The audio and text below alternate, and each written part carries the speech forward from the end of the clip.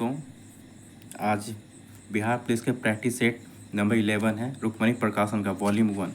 अब practice set number 11 है। Start करते हैं, ज़्यादा टाइम आपका वेस्ट ना करते हुए प्रैक्टिस सेट की ओर। तो पहला सवाल आपका, निम्नलिखित में से कौन सा रबर के वल्केनाइजेशन में प्रयोग किया जाता है? तो ऑप्शन है आपका SO2, दूसरा है CH2, तीसरा है S सल्फर, चौथा है आपका C कार्बन। तो आपके कौन सा आंसर सही होंगे? तो इसका आंसर होगा आपका ऑप्शन नंबर सी।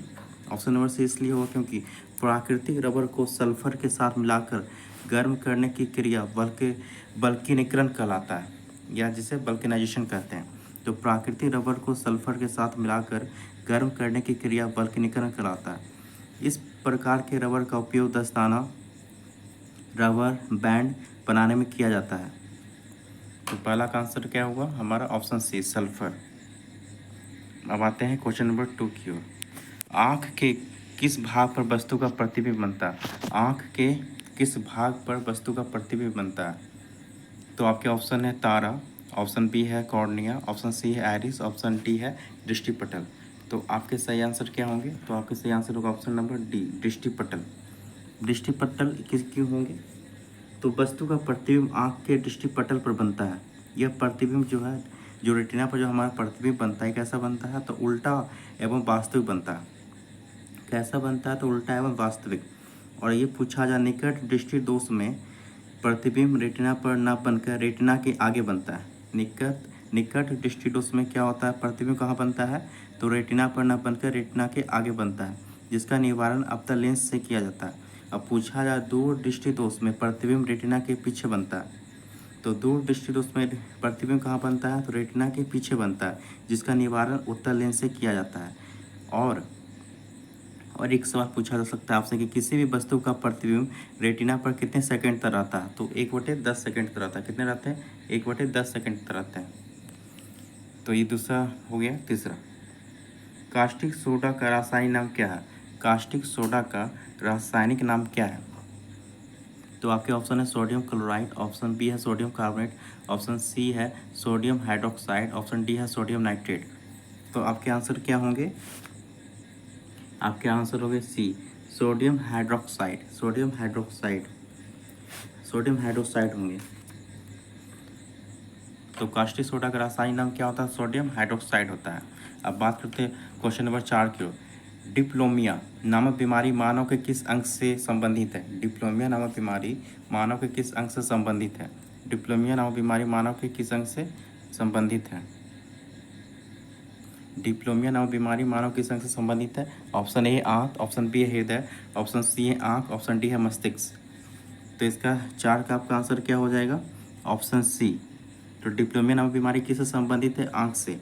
और एक बार पूछा जाता है ट्रेकोमा, ट्रेकोमा पूछा जाता है कि ट्रेकोमा बीमारी जो है किससे संबंधित है? तो ये भी आंख से संबंधित होता है।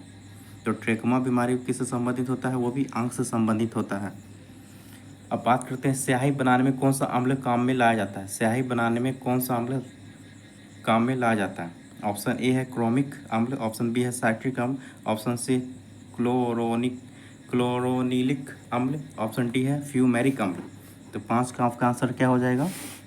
5 का हो जाए फ्यूमेरिक अम्ल, ऑप्शन डी फ्यूमेरिक अम्ल। तो स्याही बनाने में फ्यूमेरिक अम्ल काम में लाया जाता है। अम्ल वे यौगिक पदार्थ हैं जिनमें हाइड्रोजन प्रतिस्थापक के रूप में रहता है। अम्ल का जलीय विलयन नीले लिटमस को लाल कर देता है। और अम्ल वह पदार्थ है जो फिनोल्फ्थेलिन को रंगीन कर देता है। कुछ प्रमुख अम्ल जैसे कि हाइड्रोक्लोरिक अम्ल है, HNO3 है, HBr है, H2SO4 है, आदि है। अब बात करते हैं क्वेश्चन नंबर 6 की तरफ। तो choose the correct passive form of the sentences given below. तो आपके हैं when do you take milk.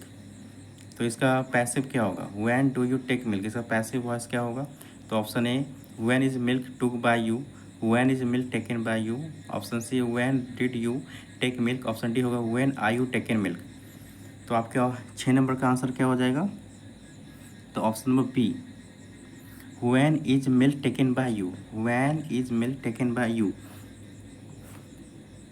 क्योंकि इसमें क्या लिखा हुआ है, पैसिव वॉइस, तो when is milk taken by you होगा इसका आंसर। अब क्वेश्चन नंबर 7 की तरफ, choose the correct option from the choices given. तो इसका आई वॉन्ट रन, तो इसका क्या हो जाएगा, I want to run, I am running, I want running, I want to run. तो 7 का क्या हो जाएगा आपका, तो वॉन्ट के साथ क्या लगता है, पहले जान लेते हैं। वॉन्ट के साथ मेन वर्ब का प्रयोग करना हो, अगर वॉन्ट के साथ मेन वर्ब का प्रयोग करना हो तो यह जो है 2+V1 फॉर्म में होना चाहिए। तो ये कैसा होना, 2+V1 में। तो ये किस में दिया गया है, 2+V1 किस में दिया गया है, तो आपका पहला में दिया हुआ है I want to run, I want to run, ये आपका V1 फॉर्म दिया हुआ है आपका पहला में, आई वॉन्ट टू रन। तो 7 का हो जाएगा ए। अब बात करते हैं क्वेश्चन नंबर 8 की तरफ। तो choose the correct indirect speech of the given sentence. तो he said what a beautiful place it is. तो इसका आंसर क्या हो जाएगा, तो ऑप्शन नंबर ए हो जाए, he said that it is a beautiful place, he exclaimed with wonder that it was a very beautiful place, he told that it was a beautiful place, he inquired about the beautiful place. तो 8 का answer क्या हो जाएगा हमारा, option B, he exclaimed with wonder that it was a very beautiful place. इसलिए होगा आपका क्योंकि टुमारो से फ्यूचर टेंस का बोध होता है। टुमारो से क्या होता है, टू 8 का आपका क्या हो, तो इसमें आश्चर्य, इसमें क्या किया गया, आश्चर्य की बात किया गया। तो इसमें क्या किया गया, आश्चर्य की बात किया गया। तो उस एक्सक्लेम्ड विथ वंडर शब्द का प्रयोग करना चाहिए, किसकी, इस प्रकार जो होता है इनडायरेक्ट स्पीच का विकल्प होता है। तो ही exclaimed with wonder that it was a very beautiful place. तो 8 का आपका आंसर हो जाएगा ऑप्शन नंबर बी, तो 9। तो क्वेश्चन नंबर 9 की बात करते हैं। Choose the suitable verb form to fill in the blanks. तो इसके बीच में क्या भरा जाता है, ईट डैश हॉट टुमारो। तो इसका आंसर क्या हो जाएगा, इसका आंसर क्या हो जाएगा, ईट इज हो जाएगा, विल बी होगा, कि हैज़ बीन होगा, कि इज बीन होगा। तो बताइए, तो 9 का आपका आंसर हो जाएगा आपका बी, आपका 9 का आंसर बी हो जाएगा, ऑप्शन बी। क्यों, टुमारो से फ्यूचर टेंस का बोध होता है, इस कारण विल बी ज़्यादा उपयोग हुआ, क्योंकि इसलिए विल बी ज़्यादा उपयोग हुआ। Option question number 10, fill in the blanks. I dash living here since 2014। तो 10 का ऑप्शन क्या हो जाएगा, am, was, have been, had. तो 10 का क्या आंसर हो जाएगा, तो option number C, have been, क्योंकि सिंस पॉइंट ऑफ टाइम को सूचित करता है, इसलिए हैव बीन प्लस V4 का स्ट्रक्चर सही होगा। तो हैव बीन, हैव, तो यहाँ पे हैव बीन प्लस V4 का स्ट्रक्चर जो है सही होगा। तो ये हो गया 10 का। अब बात करते हैं 11वां की। किसी निकाय को एक समान वृत्तीय गति में चलाने में लगने वाले आवश्यक नियत बल को क्या कहा जाता है। तो आपका 11 का हो जाएगा ऑप्शन क्या, यांत्रिक बल, अभिकेंद्री बल, गुरुत्वाकर्षण बल या अपकेंद्री बल। तो 11 का आंसर क्या हो जाएगा आपका, अभिकेंद्री बल, अभिकेंद्री बल हो जाएगा। क्योंकि वायु में किसी निकाय को एक समान वृत्तीय गति में चलाने में लगने वाले आवश्यक नियत बल को क्या कहते हैं, अभिकेंद्री बल कहते हैं। जब कोई वस्तु किसी वृत्ताकार मार्ग पर चलती है तो उस पर एक बल वृत्त के केंद्र की ओर कार्य करता है, इस बल को हम लोग क्या करते हैं, अभिकेंद्री बल कहते हैं। तो 11 का हो गया बी, ऑप्शन नंबर बी।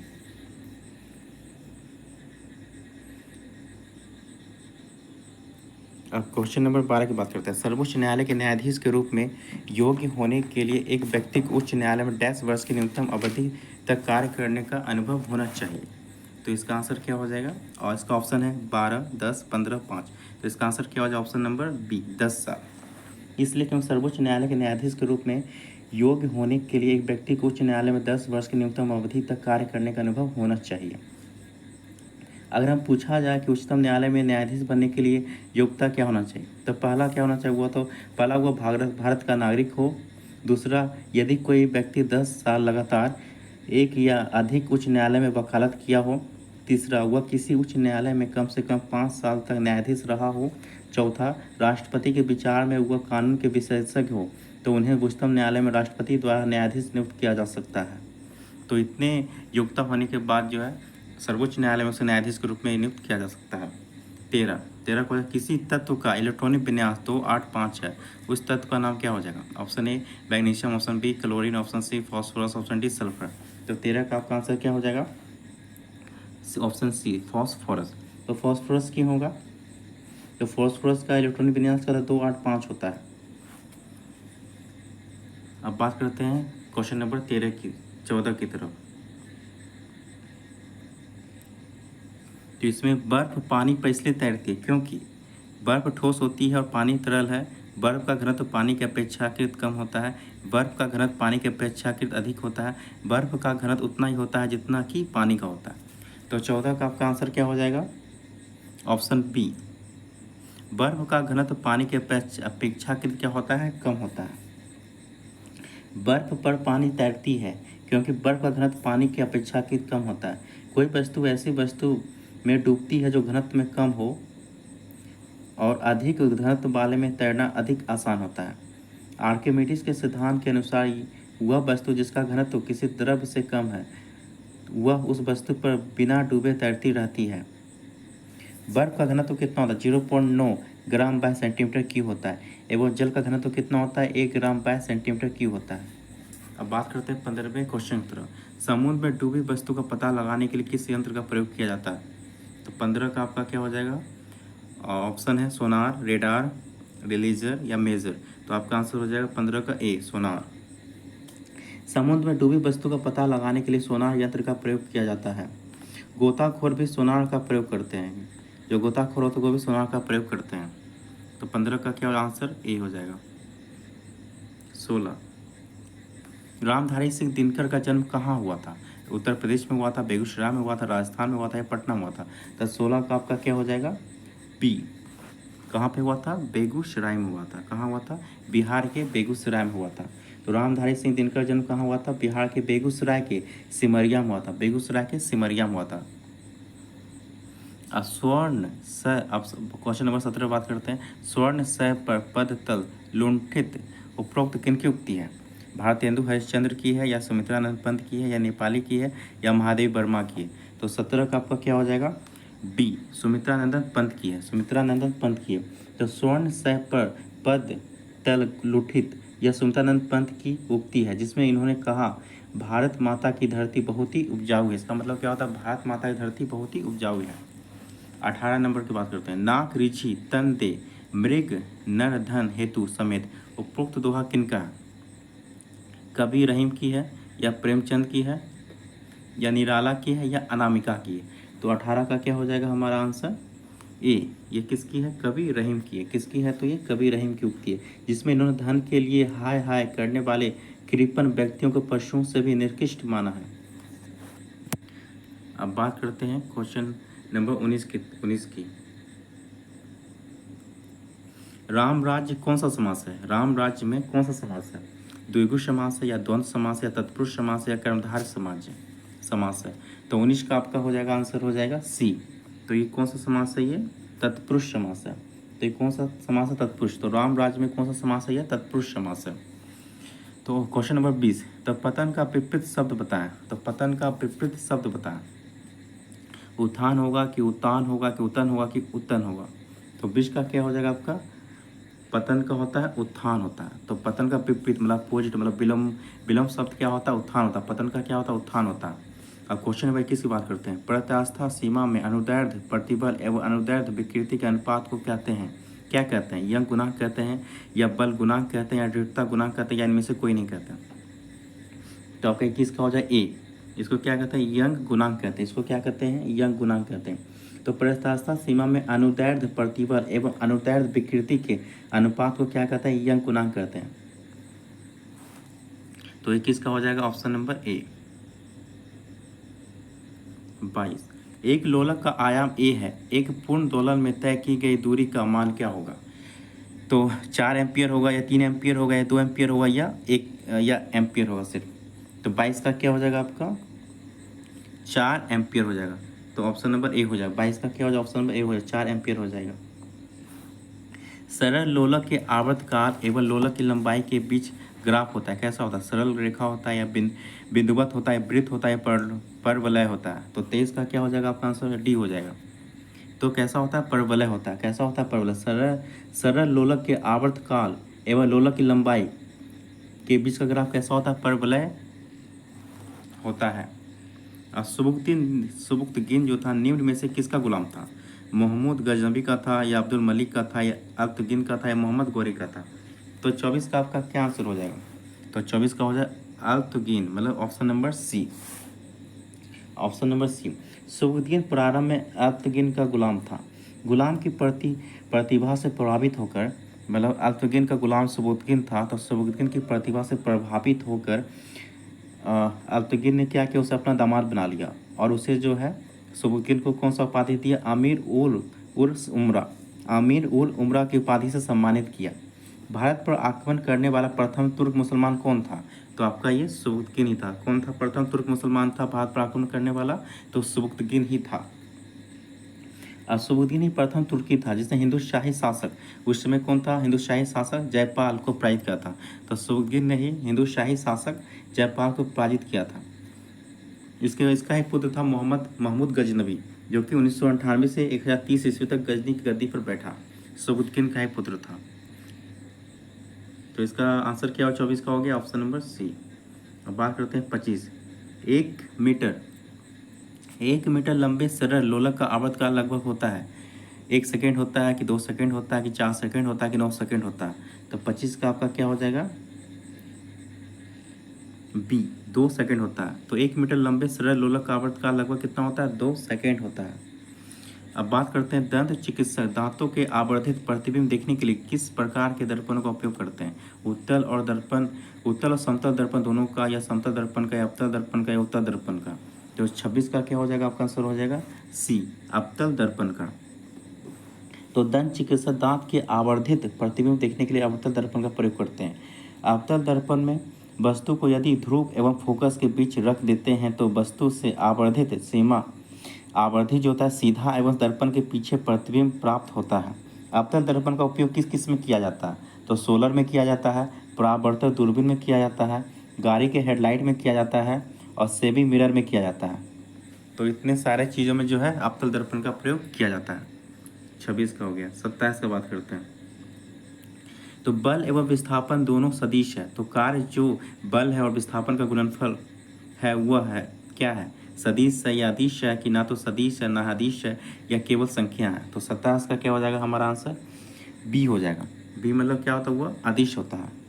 बल एवं विस्थापन दोनों सदिश है, तो कार्य जो बल और विस्थापन गुणनफल क्या होता है, वह अदिश हो जाएगा। तो क्या हो जाएगा, अदिश हो जाएगा। निम्न में से कौन अकबर के नवरत्न में शामिल नहीं थे, रामतनु पांडे नहीं थे, या बैरम खां नहीं थे, या हकीम हुकाम नहीं थे, या महेश दास नहीं थे। तो इसका आंसर क्या हो जाएगा, बैरम खां। तो बैरम खां जो थे अकबर के नवरत्न में शामिल नहीं थे। तो ऑप्शन नंबर बी। बाकी आपका रामतनु पांडे हो गया, हकीम हुकाम हो गया, महेश दास, ये सारे थे। तो अकबर के नवरत्न थे, अकबर नवरत्न में कौन कौन थे आपके, तो बीरबल था, बीरबल का बच्चों का नाम क्या था, महेश दास था। दूसरा था हकीम हुकाम था, जो कि रसोई घर का प्रधान था, जो कि अकबर के रसोई घर का प्रधान था।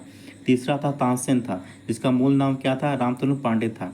और चौथा था अबुल फजल, अबुल फजल ने ही आयन अकबरी और अकबरनामा की रचना की। आयन अकबरनामा के तीसरे अध्याय को आयन अकबरी कहा जाता है। तो अबुल फजल ने ही अकबरनामा की रचना किया। और फिर अबुल फजल हो गया, आपका राजा टोडरमल हो गया, जो कि गुजरात का दीवान था पहले।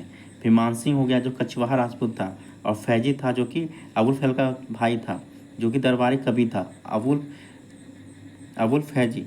और फिर अब्दुल रहीम खाने खाना, अब्दुल रहीम खाने खाना, जो कि बैरम खां का पुत्र था। और फिर मुल्ला दो प्याजा, जो कि अकबर के सलाहकार थे। तो ये सारे थे अकबर के नवरत्नों में शामिल थे, जिसमें बैरम खां शामिल नहीं थे। तो 28 का आपका क्या होगा, ऑप्शन नंबर बी।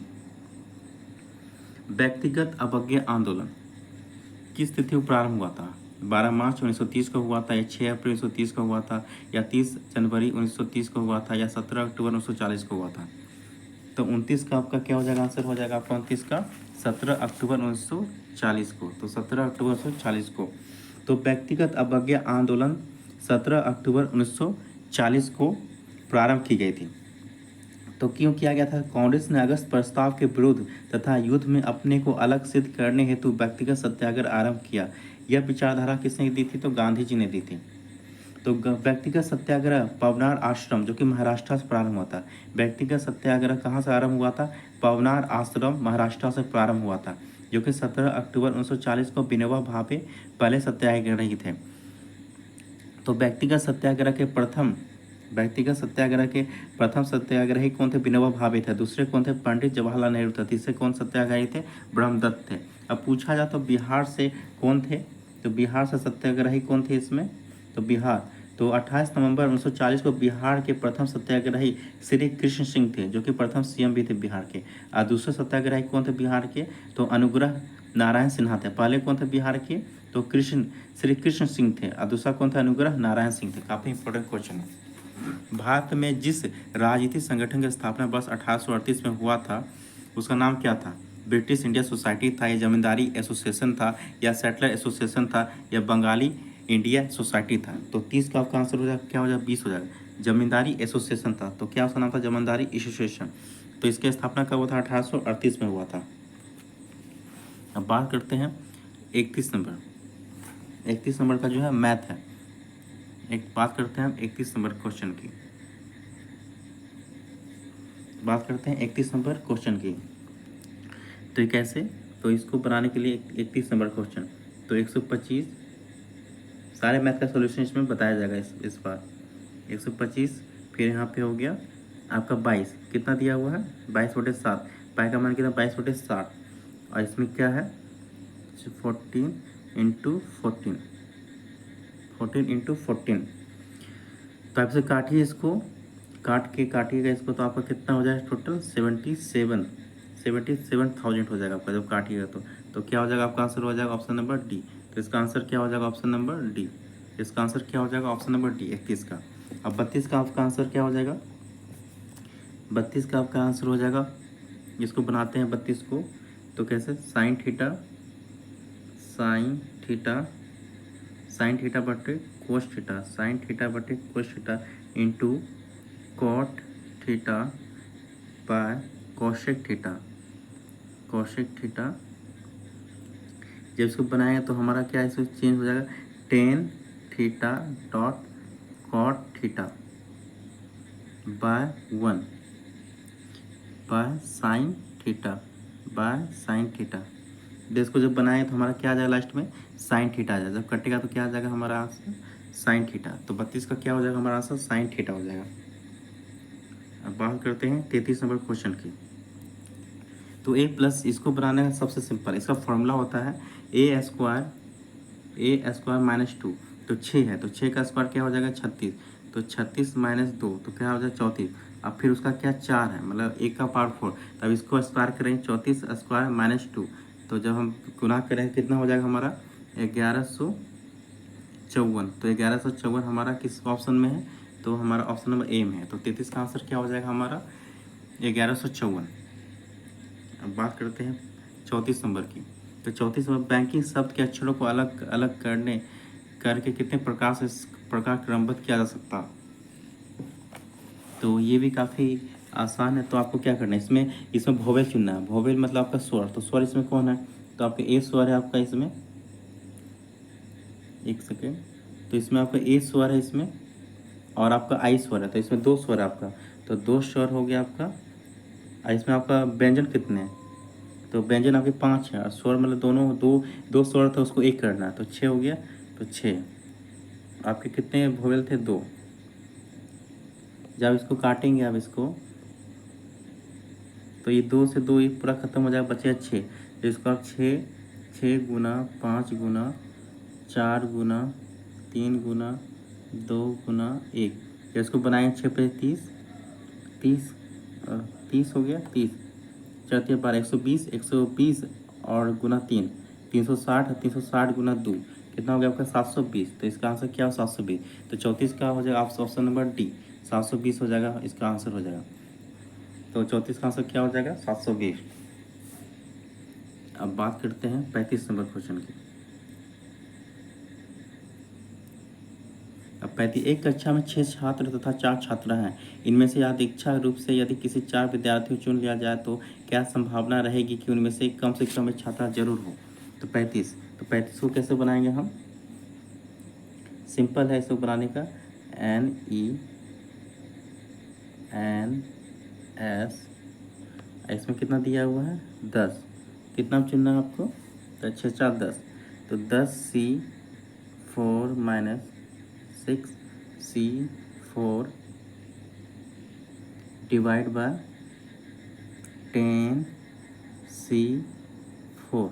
जब हम इसको निकालें तो कितना आ जाएगा हमारा 13/14, कितना है 30/14, तो हमारा किस में है, तो ऑप्शन नंबर बी में।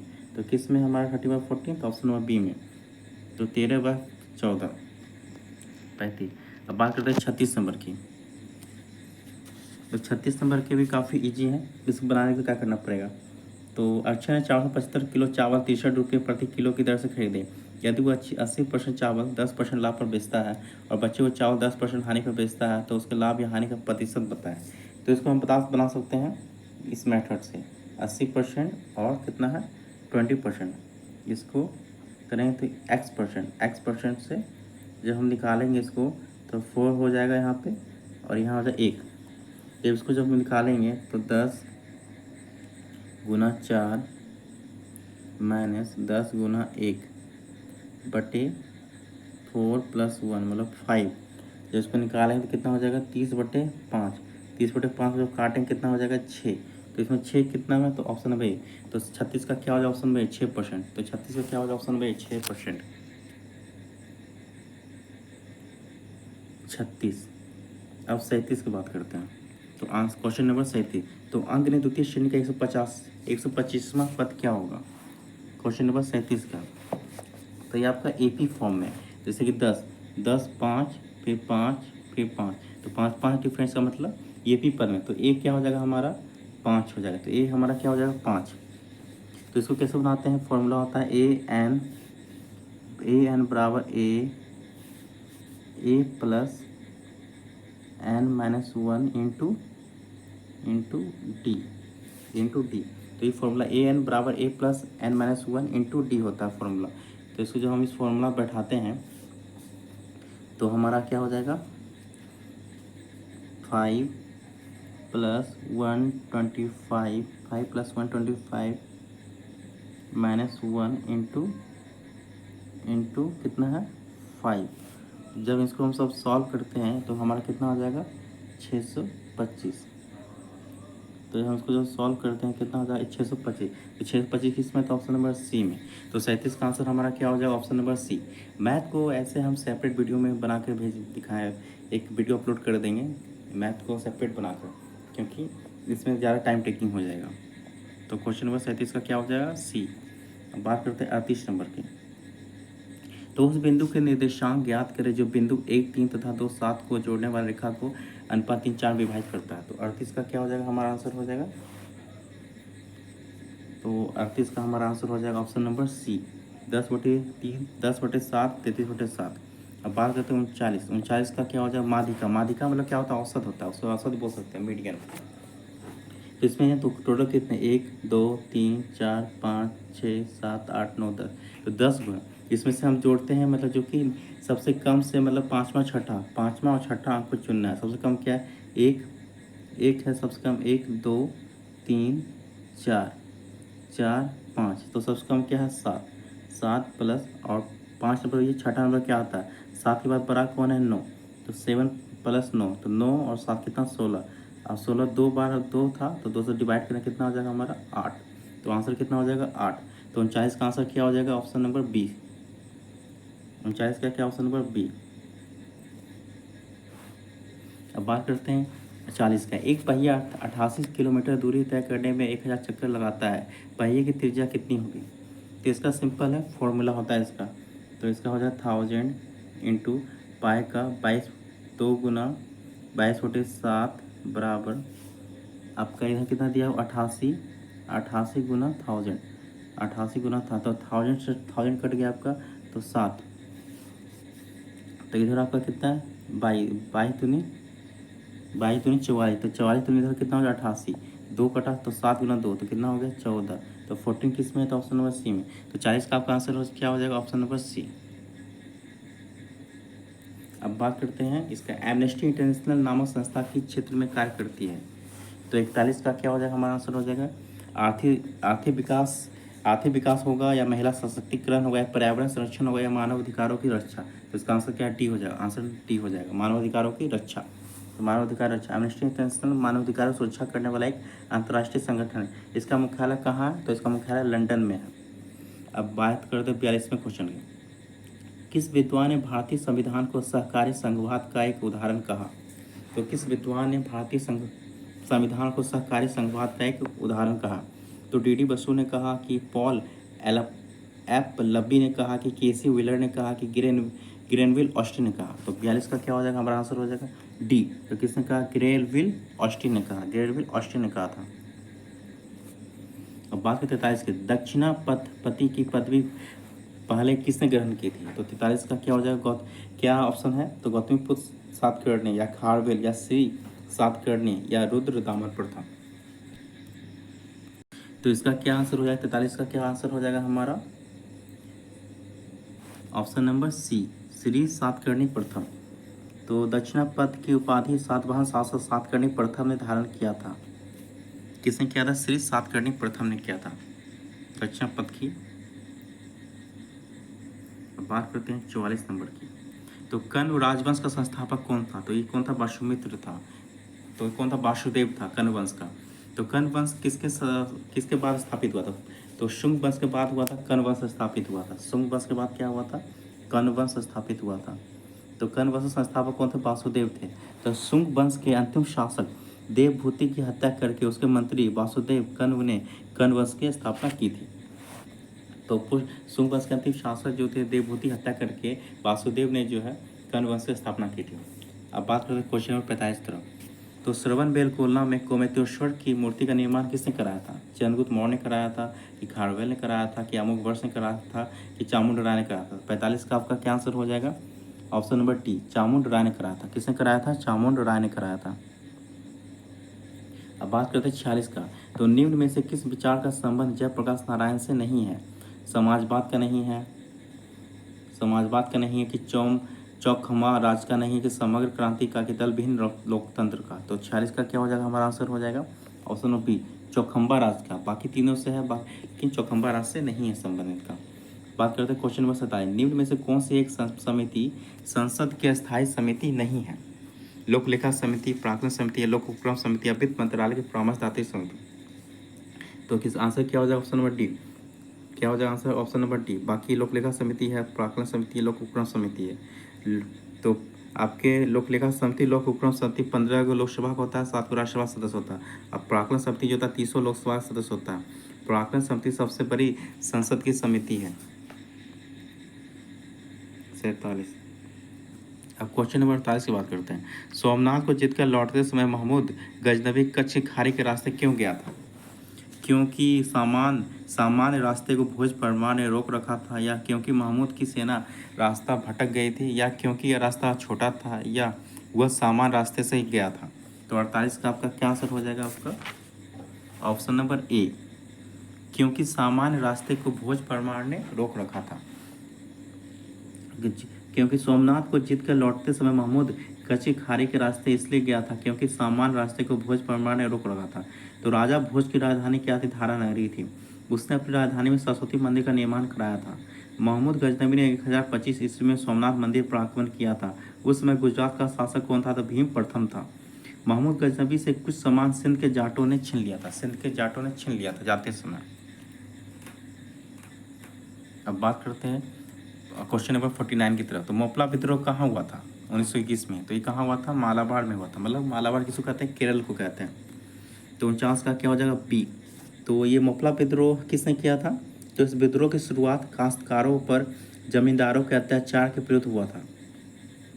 मोपला विद्रोह जो था ये हिंसक विद्रोह था। इस विद्रोह को सांप्रदायिकता की ओर धकेल दिया गया था। मोपला विद्रोह के नेता कौन थे, अली मुस्लियार थे। कौन थे, तो अली मुस्लियार थे। तो शिमला समझौता 1972 पर किनके द्वारा हस्ताक्षर किए गए थे। तो 50 का आपका वो क्वेश्चन ऑप्शन है आपका, भारत एवं पाकिस्तान के विदेश मंत्रियों के बीच, या इंदिरा गांधी और जुल्फिकार अली भुट्टो के बीच, या इंदिरा गांधी बेनजीर भुट्टो के बीच, या अटल बिहारी वाजपेयी परवेज मुशर्रफ बीच, जो कि जिसे बांग्लादेश अलग हुआ था 1971 में। तो उसी के बाद जो शिमला समझौता हुआ था 1972 में, इंडिया और पाकिस्तान बीच। तो इसमें कौन थे, तो हमको पता है कि इंदिरा गांधी पीएम थी उस टाइम, लेकिन पाकिस्तान के पीएम कौन थे? तो 50 का हमारा क्या हो जाएगा? Option number B, Indira Gandhi और जुल्फ़िकार अली भुट्टो के बीच हुआ था, ये एग्रीमेंट हुआ था 50 का। तो अब बात करते हैं क्वेश्चन नंबर 51 की। निम्नलिखित में से किन पहाड़ियों पर उष्णकटिबंधीय सदाबहार वन पाया जाता है? नीलगिरी पहाड़ियों पर, या अरावली पहाड़ियों पर, या राजमहल पहाड़ियों पर, या शिवालिक पहाड़ियों? तो इसका आंसर क्या हो जाएगा हमारा 51 के नीलगिरी पहाड़ियों पर जो उष्णकटिबंधीय सदाबहार वन पाए जाते हैं। नीलगिरी पहाड़ी जो है चाय उत्पादन के लिए प्रसिद्ध है। नीलगिरी पहाड़ी पर टोडा जनजाति रहते हैं। टोडा जनजाति का मुख्य पेशा पशुपालन है, जिसमें भैंस पालना सबसे महत्वपूर्ण है। नीलगिरी पहाड़ी जो है पूर्वी घाट और पश्चिमी घाट का मिलन बिंदु है, मतलब वेस्टर्न घाट और ईस्टर्न घाट का जो है मिलन पॉइंट जो है एक नीलगिरी पहाड़ियाँ ही है। और नीलगिरी पहाड़ी का सबसे ऊंची चोटी क्या है? तो डोडा बेटा। तो क्या है आपका? डोडा बेटा। निम्नलिखित में से इलेक्ट्राइट मिट्टी कहाँ पाई जाती है? तमिलनाडु में पाई जाती है, कर्नाटक में, या उड़ीसा में, या उपयुक्त में से सभी? तो 52 का क्या आपका आंसर हो जाएगा? डी। ये आपका तमिलनाडु में पाया जाता है, या कर्नाटक में पाया जाता है, और उड़ीसा, तीनों जगह पाया जाता है। सिंधु गंगा के मैदान की नई जलोढ़ मिट्टी को क्या कहते हैं? खादर कहते हैं कि ऊसर कहते हैं, रेगुर कहते हैं, बांगर कहते हैं? तो क्या कहते हैं उसको? खादर कहते हैं। अब पुराने ही पूछा जाता कि पुरानी जलोढ़ मिट्टी को क्या कहते हैं, तो उसको क्या कहते हैं? बांगर कहते हैं। नई को क्या कहते हैं? खादर कहते हैं। पुराने को क्या कहते हैं? बांगर कहते हैं। जो 53 का क्या हो गया आंसर? ए हो जाएगा, खादर। बाघ परियोजना कब प्रारंभ की गई थी? 1973 में, या 1976 में, या 1978 में, या 1983 में? तो कब किया गया था? 1973 में किया गया था। बाघ परियोजना कब स्टार्ट किया गया था? 1973 में किया गया था। और हाथी परियोजना कब स्टार्ट किया गया था? 1992 किया गया। हाथी परियोजना कब स्टार्ट किया गया था? 1992 किया गया था हाथी परियोजना, ये पूछा जाता है। और विश्व में सर्वाधिक बाघ किस देश में है? ये पूछा जाए तो कहाँ पे है? तो भारत में है। अब भारत में बाघों की 2022 के गणना के अनुसार संख्या कितनी है? तो 3167 कितनी है? 3167 बाघों की संख्या है भारत में। 2018 की गणना के अनुसार भारत में सबसे अधिक बाघ मध्य प्रदेश में था। कितना था उस टाइम? 526 था। अब बात करते हैं भारत में यूरेनियम कहाँ पाया जाता है? सोनार में पाया जाता है, कोलार में पाया जाता है, या सिंहभूम में पाया जाता है, या नेपा नगर में पाया जाता है? तो 55 का आपका क्या आंसर हो जाएगा? Option number C, Singhbhum. Singhbhum कहाँ? तो ये आपका झारखंड में है। बात करते हैं निम्नलिखित पर विचार कीजिए। तो उपयुक्त में से कौन सी पहाड़ियाँ जो उत्तर से दक्षिण की ओर सही क्रम है? उत्तर से दक्षिण की ओर, तो उत्तर से दक्षिण की ओर कौन सा है? तो पहला हमारा क्या हो जाएगा? 56 का। तो पहला हमारा हो जाएगा पहले महादेव पहाड़ियाँ, फिर महादेव पहाड़ी बाद हमारा क्या? सतपुरा पहाड़ी, फिर सहादी पश्चिम घाट को गाया था, वेस्टर्न घाट को गाया था। तो इसका आंसर क्या हो जाए? Option number C. तो 56 का क्या हो जाए? Option number C. तो जनगणना 2011 के अनुसार भारत के निम्नलिखित राज्यों में से किसकी जनसंख्या उत्तर प्रदेश से बाद आती है? तो उत्तर प्रदेश से बाद आता है महाराष्ट्र का। महाराष्ट्र बाद क्या आता है? बिहार का। तो 57 का क्या हो जाएगा? तो उत्तर प्रदेश के बाद क्या आता है? महाराष्ट्र का। महाराष्ट्र बाद क्या आता है? बिहार का आता है। अब पूछता है 58 नंबर का। 10 डिग्री चैनल पृथक करता है। अंडमान निकोबार द्वीप को करता है, कि अंडमान को म्यांमार से करता है, भारत को श्रीलंका से करता है, कि लक्षद्वीप को मालदीव से करता है? तो इसका आंसर क्या हो जाएगा? ऑप्शन नंबर ए, अंडमान को निकोबार से करता है। किसको करता है? अंडमान को निकोबार से करता है, अलग करता है। ब्रह्मपुत्रा नदी तिब्बत में किस नाम से जानी जाती है? पद्मा जानी जाती है, चकमुंडुक जाना जाता है, या हिमजुग, या सांगफो? तो आंसर हो जाएगा हमारा डी हो जाएगा, 59 का डी हो जाएगा, सांगफो। और ब्रह्मपुत्रा नदी को असम में जाना जाता है ब्रह्मपुत्रा, और अरुणाचल प्रदेश में जाना जाता है दिहांग। अब बात करें 60 का, तो इसमें पंचायत समिति का कौन सा? पंचायत सेवक है, या ग्राम सभा है, या नगर पंचायत, या प्रमुख है? तो आप तो जानते ही होंगे, इसका आंसर होगा ऑप्शन नंबर डी। इनमें से ऑप्शन नंबर डी। तो 60 का हो गया ऑप्शन नंबर डी।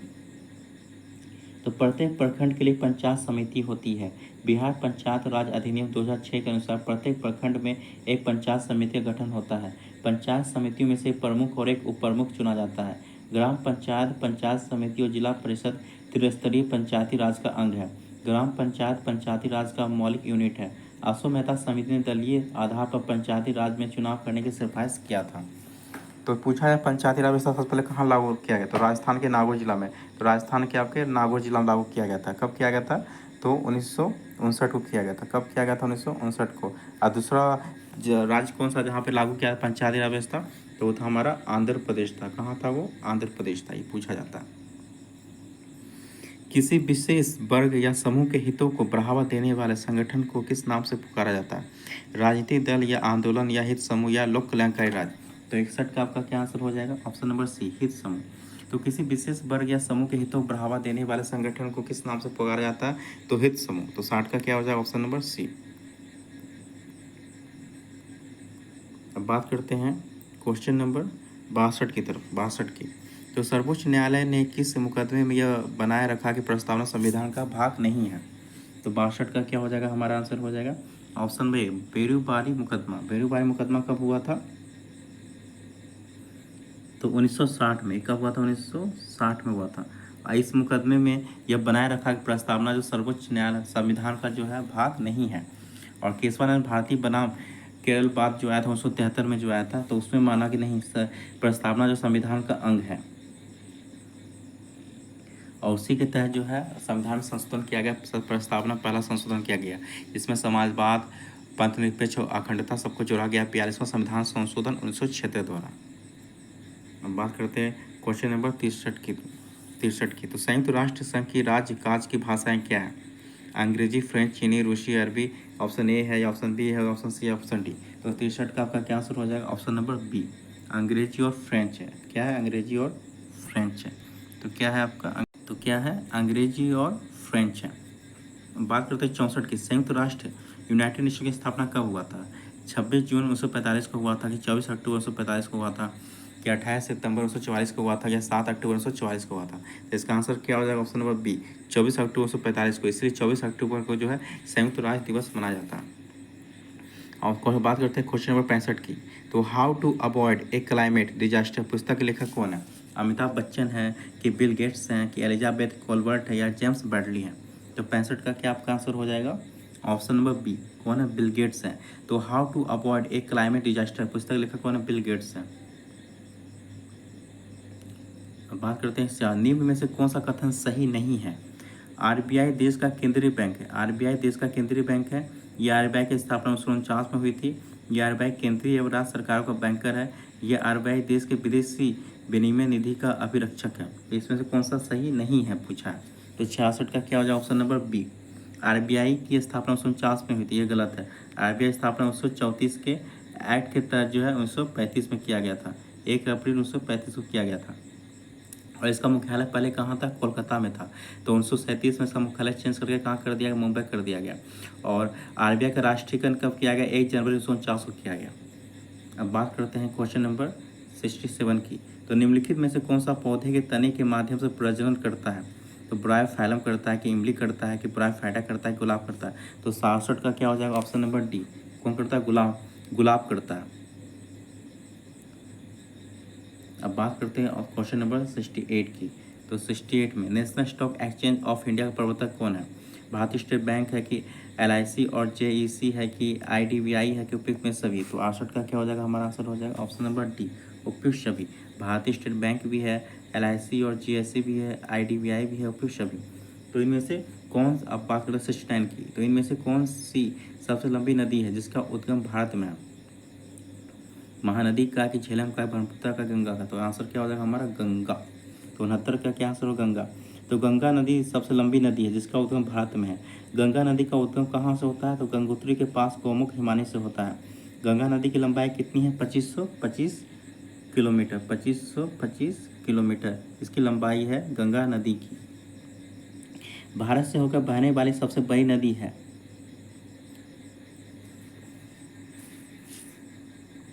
भारत की सबसे लंबी नदी है। अब बात करते हैं क्वेश्चन नंबर 70 के। CAO का सूत्र इकाई द्रव्यमान क्या है?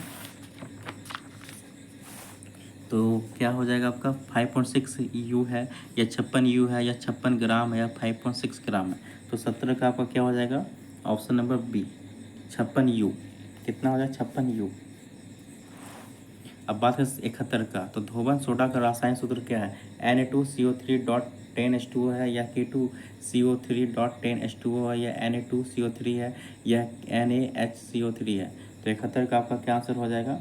ऑप्शन नंबर ए, Na2CO3.10H2O होता है, धोबन सोडा का रासायनिक फॉर्मूला होता है। अब बात करते हैं क्वेश्चन नंबर 72 की। तो भारतीय रिजर्व बैंक के ओपन मार्केट ऑपरेशन से क्या आशय है? सोने का व्यापार या विदेशी मुद्रा की नीलामी करना या सिक्योरिटीज में व्यापार करना या उपयुक्त में से कोई नहीं। तो 72 का आपका क्या आंसर हो जाएगा? ऑप्शन नंबर सी, सिक्योरिटीज में व्यापार करना, सिक्योरिटीज में व्यापार करना। अब बात करते हैं क्वेश्चन नंबर 73 की। निम्न में से कौन से बॉन्ड द्वारा का भारतीय संस्थान विदेशी बाजारों से विदेशी मुद्रा के बजाय रुपये में पैसे जुटा सकते हैं? कॉर्पोरेट बॉन्ड या मसाला बॉन्ड या म्यूनसिपल बॉन्ड या शून्य कूपन बॉन्ड। तो 73 का आपका क्या आंसर हो जाएगा? मसाला बॉन्ड। तो मसाला बॉन्ड के तहत जो है पैसे जुटा सकती है। तो 73 का option number B. Grand slam शब्द किससे संबंधित है? लॉन टेनिस से या फुटबॉल से या कार दौड़ से या क्रिकेट से।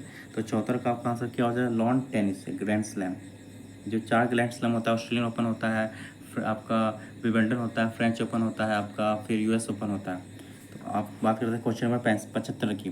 तो स्टार्च में आयोडीन डालने पर उसका रंग डैश पड़ जाता है, नीला होता है, पीला होता है, काला होता है, हरा। तो 75 का क्या हो जाएगा? आपका आंसर हो जाएगा ए, नीला। तो स्टार्च में आयोडीन डालने पर उसका रंग कैसा हो जाता है? नीला हो जाता है। आपको बात करते हैं क्वेश्चन नंबर 76 का। जो किसी का उपकार ना माने उसे क्या कहते हैं? नास्तिक कहते हैं या कृतज्ञ कहते हैं या कृतज्ञ कहते हैं या सर्वज्ञ कहते हैं। तो उसको क्या कहते हैं? कृतज्ञ कहते हैं, जो कि किसी का उपकार ना माने। अब बात करते हैं क्वेश्चन नंबर 67 की, क्वेश्चन नंबर 77 की। राम खाना खाएगा, इस वाक्य का क्रम वाच्य रूप क्या है? राम के द्वारा खाना खाया जाएगा, राम खाना खाता है, राम से खाना खाई जाती है, राम खाना खाया। तो 77 का आपका क्या आंसर हो जाएगा? ऑप्शन नंबर ए, राम के द्वारा खाना खाया जाएगा। राम के द्वारा क्या है? खाना खाया जाएगा। कुत्ते ने बिल्ली को मारा, इस वाक्य में बिल्ली को कौन सा कारक है? तो कर्ता कारक है, कर्म कारक है, करण कारक है, संबंध कारक। तो 78 का क्या हो जाएगा हमारा? 78 का क्या पी हो जाएगा? ठीक सुन, कर्ता ने कर्म को करण से, तो कर्ता ने कर्म को, इसमें क्या है? कर्म।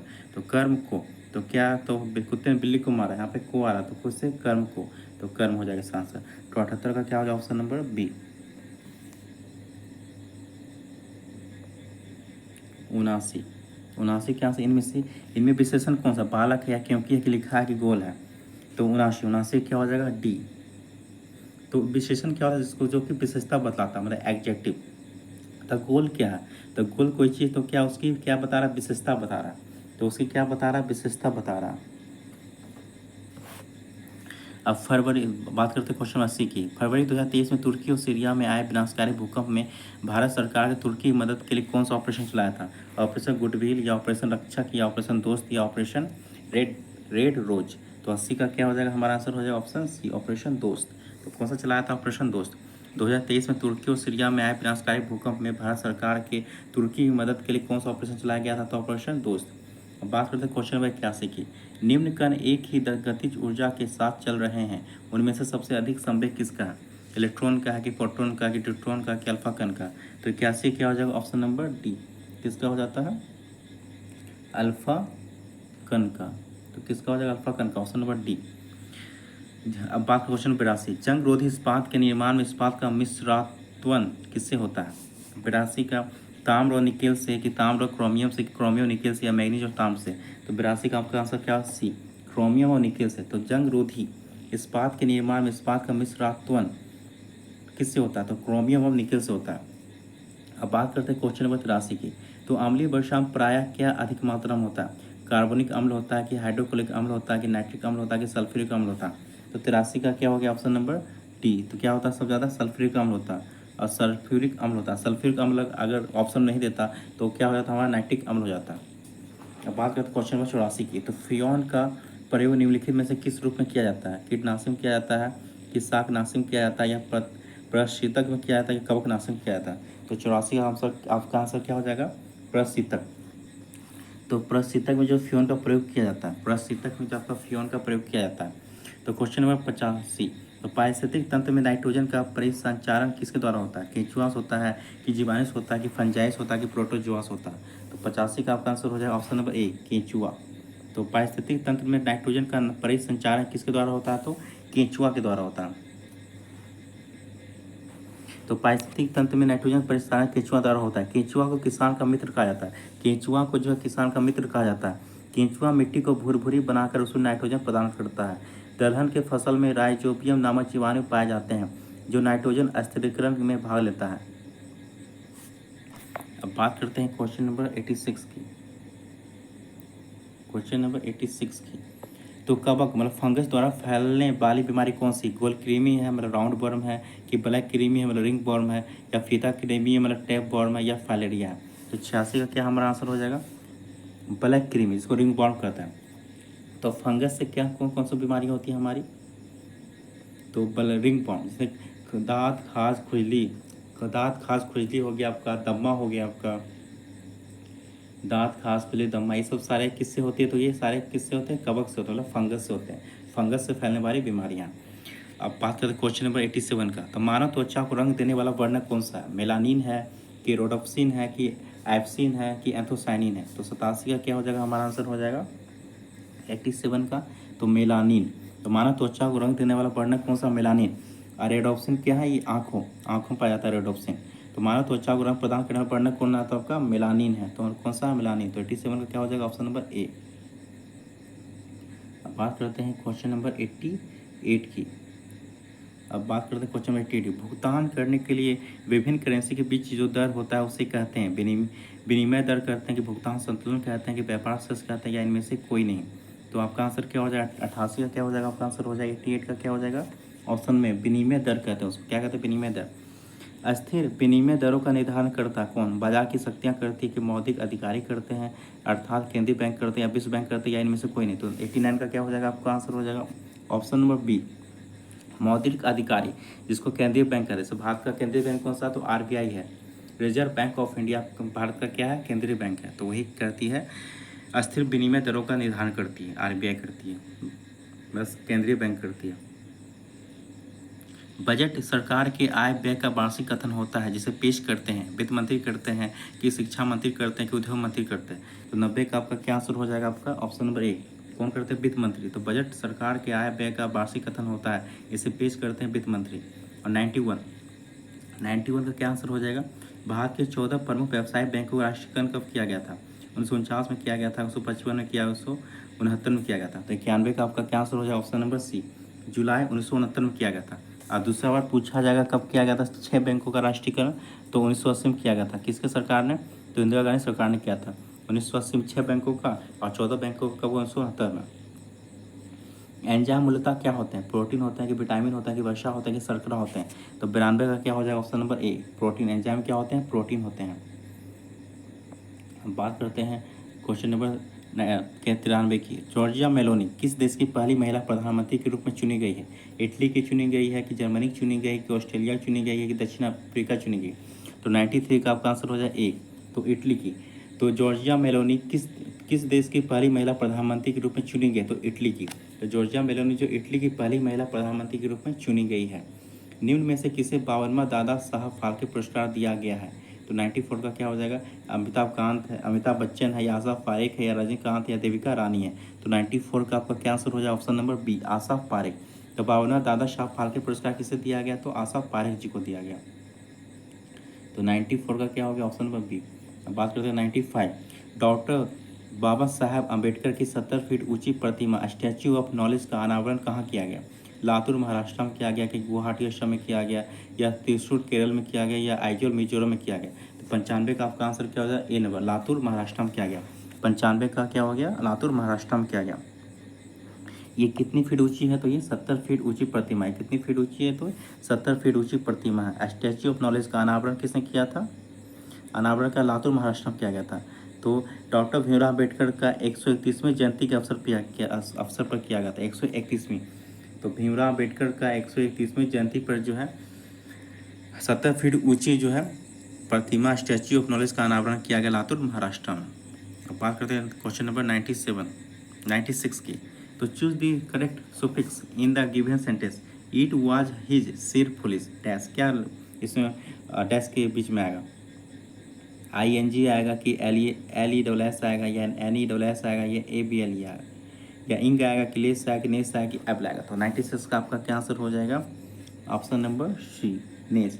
तो इट वाज हिज सिर फुलिसनेस हो जाएगा। तो फुलिसनेस हो जाएगा। तो 96 का क्या हो गया? फुलिसनेस। क्योंकि सिर यहाँ पे क्या है? वो सिर आपका एडजेक्टिव है। तो तो एडजेक्टिव के साथ नाउन का प्रयोग होना चाहिए। तो एडजेक्टिव के साथ क्या होता है, नाउन का प्रयोग होता है। तो सिर्फ यहाँ पे एडजेक्टिव है तो इसके साथ नाउन का प्रयोग होना चाहिए। तो फुलिश का नाउन फॉर्म क्या होता है, फुलिशनेस होता है। तो फुलिश का नाउन फॉर्म क्या होता है, फुलिशनेस होता है। तो यहाँ पे क्या भरा है, तो फुलिशनेस होगा। तो यहाँ पे फुलिश है तो इसमें क्या भरा है, NESS। तो आप बात करें 97, तो 97 choose the correct prefix in the given sentence. The boss told me to write the report. तो इसमें क्या भराएगा, डैश की जगह तो री भराएगा या डाउन भराएगा आप या इन। तो 97 का आपका क्या हो जाएगा, री। तो यहाँ पे क्या हो जाएगा, री लाइट, री राइट, री राइट क्या हो जाएगा, री राइट हो जाएगा। जो रिपोर्ट को दोबारा लिखने का भाव है तो इस राइट का सही प्रीफिक्स क्या होगा, तो पूरा शब्द क्या होगा, री राइट, री राइट क्या हो जाएगा, री राइट, री राइट। तो 97 का क्या हो गया हमारा आंसर ए। बात करें 98 का, इसमें ट्रांसलेशन करना है।